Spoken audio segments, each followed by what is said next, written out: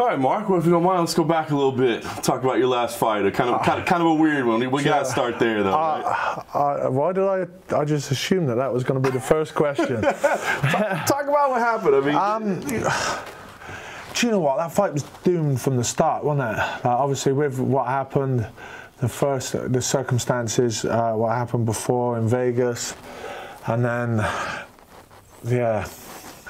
I'm just trying to move on from it, you know. It's one of those situations that just happened, and I just need to forget about it, move on. I think there's still a score there to be settled. Obviously, they've gone their way, I'm going my way, and maybe a bit down the line we meet again, because I think it's definitely an unsettled score. I agree. Well, I was going to ask you, I mean, you talk about moving on. I mean, talk about the aftermath of that. I mean, did you get blowbacks? I think, you know, people kind of have this thing, you're a fighter, you fight, you know, you don't rule yourself out of a fight or whatever. I mean, how did you deal with all that? I wasn't the one that ruled myself out of the fight. You know, the doctors come in, they've seen my eyes were, obviously my eyes were a bit shot. Obviously I just took I took a big groin shot. There was no discrepancies there. I took a big groin shot. The ref's seen it. As I took the groin shot, obviously the ref went to intervene, and the kick come from nowhere whilst I was sort of bent over and caught me flush in the head. You know, I had stitches in my mouth, in my cheek. In this game, you're always going to get your trolls.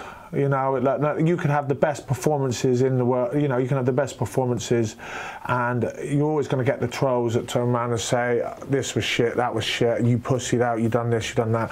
But you know what? These guys ain't taking head kicks off of 250-pound guys. And at the end of the day, the kick, there was the initial foul, I don't believe was blatant. It was just one of those, it was caught up in the moment, we clinched, he threw a knee, it caught me clean in the groin. Fair enough, you know, these things happen. But the second foul, the ref was literally in between us, splitting us up. I think Walt may have just got a bit overexcited, threw a head kick whilst I'm looking away, holding on to my bollocks, so to speak, you know what I mean? It's like, I was rocked, there's no denying it. I got hit by a 250-pound heavyweight, flush head kick. I was rocked. Doctors come in, checked my eyes, they seen my eyes wasn't with it, and they said, listen, that was a blatant foul, we don't think you should carry on, and the fight was called. I didn't actually think the fight was going to be a disqualification. I thought it was just going to be put down to a no contest. The fight was put down to a disqualification. I don't class it as a win. I really don't class that fight as a win. No fighter classes a disqualification as a win. It was just one of those jinx fights from the off. From the month before in Vegas, half an hour before I went on, Derek, you know, UFC had their backs against the wall. Derek Lewis, literally 2 hours before he was going on, put his back out, genuinely put his back out.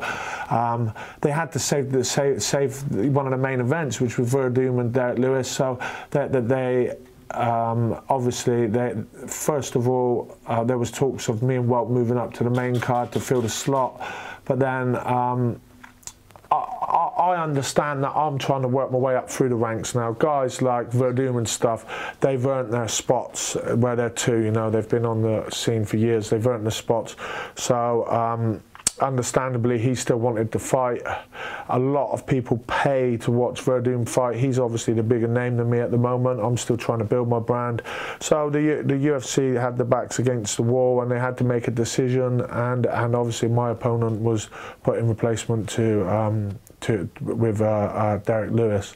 I supported that. I said, you know, at the time, I'm not going to lie, I was pissed right off. I was ready to go. I was ready to go on. But once it all calmed down, I understand why it happened. The UFC looked after me. You know, I still showed up to fight, so they looked after me, and the fight was made a month later, and then that happened a month later. It was just like one of those doomed. It was just, was it meant to happen? I don't know. It was one of those situations, you know. Well, that's what I was going to ask. I mean, after that happens, do you think, well, we need a rematch, we need to do this again, or do you think, there's something wrong with this fight. We just need to get away from it. There's a part of me that says there's something wrong with this fight. There's someone up there just like, this fight doesn't happen. But I'm a fighter. There's another big part of me. When you get trolls calling you pussies and shit like that, you learn to ignore these. You learn to ignore you know, the trolling and stuff like that. But in the back of my head, it's like there's still unfinished business with me and Walt, so I've got a job to do this Saturday. Let's get this job out of the way. I believe he's now matched, so maybe further down the line, maybe there is a score to be settled. I don't know, whatever the UFC want to do. But yeah, that's how I feel on the situation. Fair enough. Well, let's talk about this fight. You're getting ready for one Dmitriy, then you get another Dmitriy. So give me an idea of kind of what happened there. How much that really impacted the way you were preparing and affecting? My career so far in the UFC has gone like that, hasn't it? It's like one minute I've got an opponent, then I haven't.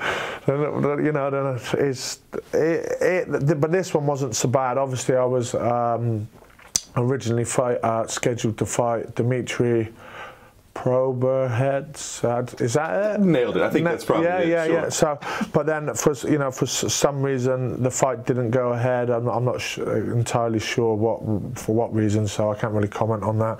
But the lucky thing with this fight was it happened 7 weeks out, so he was pulled from the card 7 weeks out.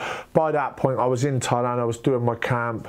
I knew the replacement was going to come about, so we haven't actually started game planning at that stage. The first few weeks of camp is more getting your base fitness back, and then is the last sort of 6 weeks you start putting the game plan and stuff together. So we still had a full camp for Sosnovskiy. We still had a full camp for him, 7 weeks preparation for him, so there wasn't no effect with you know, coming down to game plans.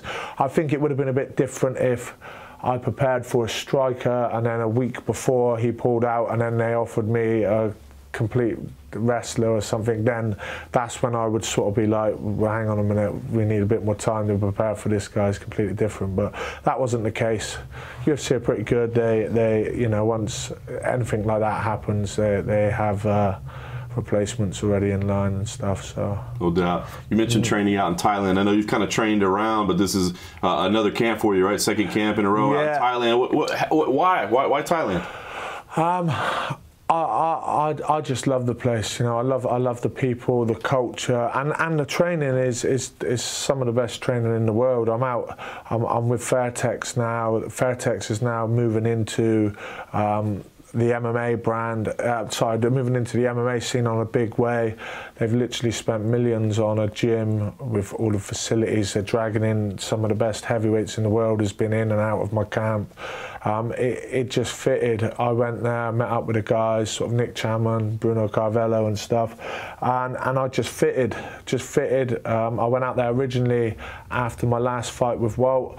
I went out to go on holiday, let my hair down for a couple of days, decided to walk back into a gym and just walked in that gym and fitted, and 3 months later I was still there doing my camp, so it all worked out. Very cool. Perfect. I know it's tough for you being away from home, right? You got 3 daughters. Yeah.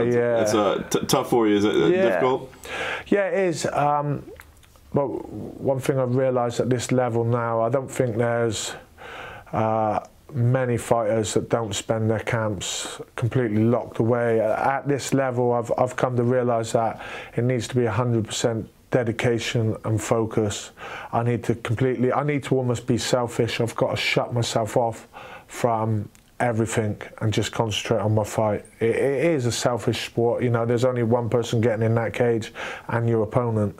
So I needed to shut myself off from everything that was going on in my personal life, everything that was going on around me, and I needed to surround myself with like-minded people that are on the same path, and that's what I've done, you know.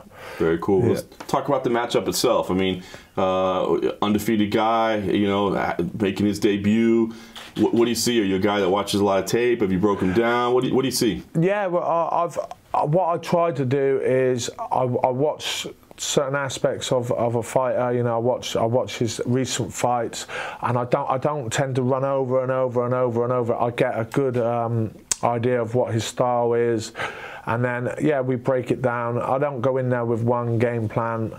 we go in there with 3 or 4 because no 2 fights are ever the same, you know. So we've prepared for every situation, striking, wrestling, you know, the ground game. We've prepared for everything for this camp. Nice. You mentioned what a weird ride it's been so far in your UFC career, Yeah. but I mean, you are 2-1 in the UFC in the heavyweight division where you can make big moves. So tell me about kind of what your goals are right now, what you want to accomplish. One, I don't class myself as 2-1. In my own head, I'm still 1-1. I don't class that disqualification as a win. I've made that clear. I don't. So, but I think another win. If another win in my own head, it puts me 2-1. It's sort of against a 10-0 opponent. I think it starts putting me up in the ranks. Maybe people are going to start taking notice once I've got this job out of the way. So who knows? Let's see. Yeah. I think that the heavyweight division is a tough division, but it's also a very open division as well. You know, 2 or 3 wins on the bounce in this, you don't know where you're going to end up. You're going to end up fighting top 10 guys, beat a top 10 guy. You could be in the picture of whatever. You know, you could be in start title running and stuff. So one step at a time. Nice. Well, it could start on Saturday night. Start to be around. How do you see this fight going down? How does this play out? I think he's a strong guy. Dmitriy, you know, he's a strong guy. He's got that wrestling, being Russian, he's got that wrestling background. But he likes to finish his guys quick, so maybe a grinding fight may have to wear this guy down. I don't know. I don't really want to give away too much.